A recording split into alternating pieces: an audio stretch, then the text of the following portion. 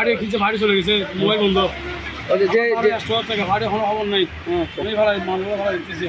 মৌসুমি ব্যবসায়ী যাদের অভিজ্ঞতা নেই তারা কিছু চামড়া আশপাশ যে অঞ্চলগুলো আছে বেশি মুনাফার জন্য এই শহরে আসে, কিন্তু এই শহরের ব্যবসায়ীদেরও একটা সীমাবদ্ধ থাকে।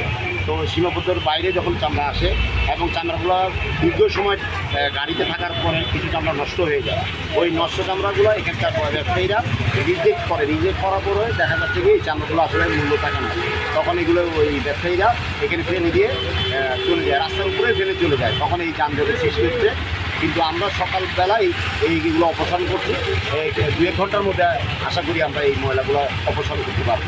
ওদেরকে সুযোগ দিয়েছিলাম প্রসেসিং করার জন্য, কিন্তু আমরা দেখলাম যে অনেক প্রসেসিং করছে, গতবার তুলনায় এটা চামড়া তেমন নষ্ট হয়নি আমার জানা মতে।